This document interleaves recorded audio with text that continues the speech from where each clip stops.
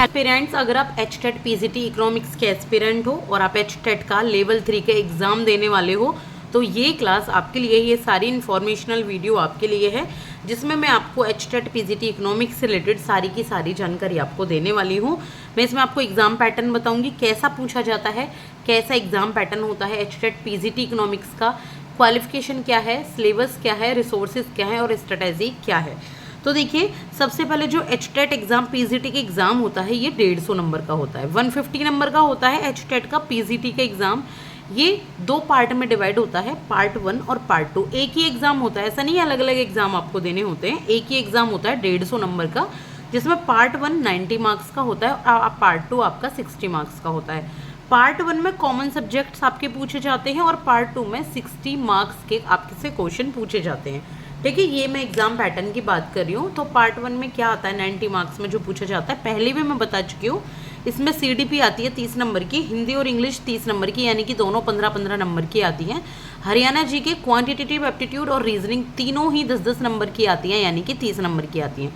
Total यहाँ 90 marks के ये कॉमन सब्जेक्ट का आता है। फिर हमारा सब्जेक्ट स्टार्ट हो जाता है उसी पेपर में, और इसके लिए सब्जेक्ट स्पेसिफिक के 60 क्वेश्चन पूछे जाते हैं। एचटेट पीजीटी इकोनॉमिक्स के एग्जाम के लिए क्वालिफिकेशन क्या होनी चाहिए, तो आपको पोस्ट ग्रेजुएशन होना होता है इकोनॉमिक्स में पोस्ट ग्रेजुएशन हो, प्लस बीए में जो आपका ग्रेजुएशन हो उसमें भी जो आपका सब्जेक्ट है इकोनॉमिक्स वो मेजर सब्जेक्ट रहा हो। ठीक है, आपने पढ़ा हो वो सब्जेक्ट तीनों ही सालों में। बीएड होनी चाहिए आपकी इसके साथ साथ, ये है आपकी क्वालिफिकेशन पीजीटी इकोनॉमिक्स के लिए। ठीक है, आपने पोस्ट ग्रेजुएशन की हुई हो तो ये क्वालिफिकेशन हो जाती है। अब बात करेंगे हम सिलेबस की। तो देखिए, जो इसका सिलेबस है पीजीटी इकोनॉमिक्स का, सबसे पहले आपको इकोनॉमिक्स की बेसिक इन्फॉर्मेशन पूछी जाती है, जैसे मीनिंग क्या है, स्कोप क्या है, टाइप्स क्या है, तो सारी इन्फॉर्मेशन यहाँ आपसे इकोनॉमिक्स की ले ली जाएंगी, डेफिनेशन क्या है और उससे रिलेटेड सवाल यहाँ पूछे जाते हैं आपसे। फिर उसके बाद मेन सब्जेक्ट जो निकल के आता है वो निकल के आता है आपका स्टैटिस्टिक। क्या निकल के आता है? स्टैट्स निकल के आता है, स्टैटिस्टिक, जिसमें बहुत सारे स्टूडेंट्स ये गलती कर देते हैं कि वो इकोनॉमिक्स की तो तैयारी कर लेते हैं, मैक्रो की, माइक्रो की, लेकिन वो स्टैट्स को भूल जाते हैं। लेकिन एचटेट में सबसे ज़्यादा क्वेश्चन स्टैटिस्टिक्स से ही आते हैं। डेटा कलेक्शन से बहुत क्वेश्चन आते हैं, डेटा प्रेजेंटेशन से आते हैं, मीजर्स ऑफ सेंट्रल टेंडेंसी से आते हैं, मीजर ऑफ डिस्पर्सन से आते हैं, कॉरिलेशन, इंडेक्स नंबर। अब यहाँ तक तो आपका हो गया स्टैट्स। ठीक है, स्टैट्स हो गया। अब बात करेंगे, फिर आ जाता है आपका Indian economy on eve of independence. ये पूरा का पूरा 11th क्लास की इकोनॉमिक्स की एक बुक है, उसमें है ये सब्जेक्ट पूरा, आप वो पढ़ सकते हैं। एनसीईआरटी की है ये। इकोनॉमिक प्लानिंग भी एनसीईआरटी से तैयार कर सकते हैं और न्यू इकोनॉमिक रिफॉर्म भी एनसीईआरटी में ये आते हैं। तो ये आपका पूरे सिलेबस है जो यहाँ 10 नंबर का। ये पार्ट 2 में है सिलेबस, ए पार्ट में और बी पार्ट में। अब बी पार्ट में क्या आता है, पावर्टी के भी, पावर्टी से रिलेटेड भी यहाँ क्वेश्चन पूछे जाते हैं, पावर्टी से रिलेटेड, रूरल डेवलपमेंट से रिलेटेड क्वेश्चन पूछे जाते हैं, जो ग्रामीण विकास होता है, एम्प्लॉयमेंट, रोजगार से रिलेटेड भी, इंफ्रास्ट्रक्चर से रिलेटेड पूछे जाते हैं, और सस्टेनेबल डेवलपमेंट से रिलेटेड, जीडीपी और माइक्रो इकोनॉमिक्स। ये आपको पूरा का पूरा सिलेबस तैयार करना होता है। 60 नंबर के क्वेश्चन काफ़ी अच्छे लेवल के आते हैं।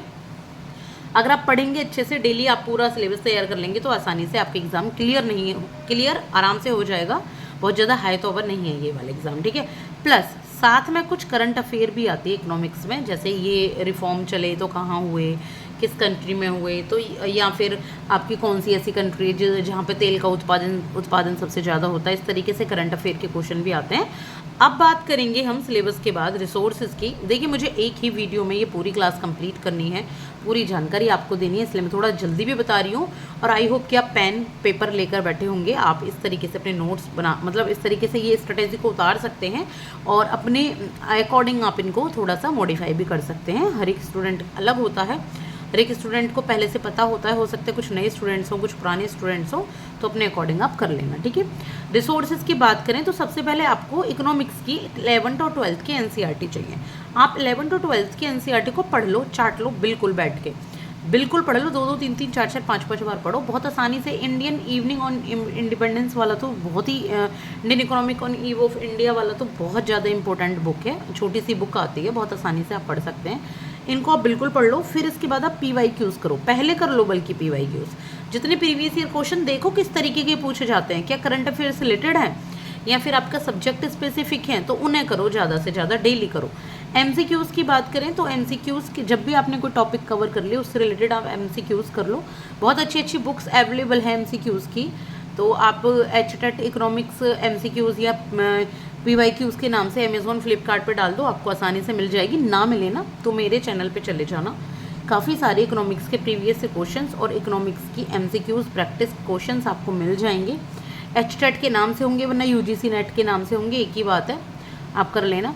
इसके बाद एक बुक आती है, अगर आपको प्रॉपर एक बुक ही लेनी है कि नहीं मुझे कंटेंट भी चाहिए, मुझे पीवाईक्यूज़ भी चाहिए, मुझे एमसीक्यूज़ भी चाहिए, तो स्वर्ण पीजीटी इकोनॉमिक्स के नाम से बुक आती है। काफ़ी पुराना एडिशन है, मुझे नहीं पता नया एडिशन आ चुका है कि नहीं आ चुका है, एक बार अमेज़ॉन फ्लिपकार्ट पे जाके देख लेना। 600-700 रुपये की बुक आती है। अगर नया एडिशन आ चुका है तो आप कर लेना इसको। इतना बता दूं कि ज़रूरी नहीं है आप इसमें पैसे डालो, आप स्वर्ण की बुक खरीदो ही खरीदो।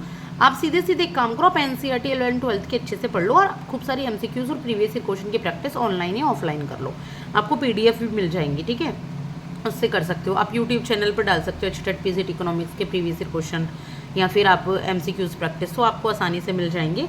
यूट्यूब या बुक से आप अपने कॉन्सेप्ट क्लियर कर लो और क्वेश्चंस कर लो, ठीक है। थोड़ा थोड़ा करंट अफेयर जरूर करते रहना साथ में इकोनॉमिक्स का, क्योंकि पूछा जाता है कि रेपो रेट वगैरह क्या है, आपको पता होनी चाहिए, बैंकिंग से रिलेटेड जानकारी आती है। वैसे मनी एंड बैंकिंग बहुत ज़्यादा इसमें नहीं आता है, इसमें स्टेट्स बहुत ज़्यादा आता है।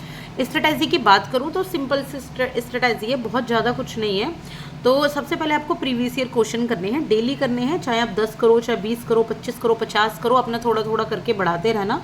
पहले दिन 10 कर लिए, फिर 15, फिर 20 कर लिए। कोशिश करूँगी कि मैं इन प्रीवियस ईयर क्वेश्चन को लेकर आऊँ आपके लिए। आप ये यूट्यूब के थ्रू भी कर सकते हो, आप बुक्स के थ्रू भी कर सकते हो। इसके बाद है टॉपिक क्लियर करना, तो आप टॉपिक क्लियर करें पहले अपना, यूट्यूब या बुक के थ्रू कर लें। आपके पास जो भी बुक अवेलेबल है ये यूट्यूब से, आप अपने नोट्स बनाएं। पहली चीज़ आप अपने सेल्फ नोट्स जरूर बनाएं, टॉपिक लिखें, क्योंकि इकोनॉमिक्स एक थोड़ा टेक्निकल टर्म है, जल्दी जल्दी फॉर्मूले भूल सकते हो, कोई स्ट्रेटजी भूल सकते हो, नई नई चीज़ें अपडेट होती रहती हैं वो भूल सकते हो। करंट अफेयर को अपडेट करते हुए चलें अपने सेल्फ नोट्स में। फिर आप एमसीक्यूज़ की प्रैक्टिस जरूर करें। और इन सब के लिए मैं जल्दी ही क्लासेस लाने वाली हूँ जो कि आपकी proper HTET PGT economics MCQs या पीवाईक्यूज़ या आपकी हैंड रिटन नोट्स के नाम से टॉपिक्स होंगे, तो मैं वो प्लेलिस्ट बना दूंगी, आपको मिल जाएंगी आसानी से, आप पढ़ लीजिएगा। आई होप कि आपको मेरी क्लास से थोड़ा बहुत फ़ायदा मिला होगा, एक स्टूडेंट को, 100 स्टूडेंट को, 1000 स्टूडेंट्स को, जितनों को भी मिले। Best of luck for your upcoming exams, और जल्दी से जल्दी क्लियर करो भाई, अच्छी जॉब लो, कहीं भी प्राइवेट में पढ़ाओ, गवर्नमेंट में पढ़ाओ, जब तक गवर्नमेंट लगे, अच्छे से एग्ज़ाम क्लियर करो, थोड़ी सी मेहनत करो कुछ टाइम की, आपका एग्ज़ाम जरूर क्लियर होगा। Thank you so much.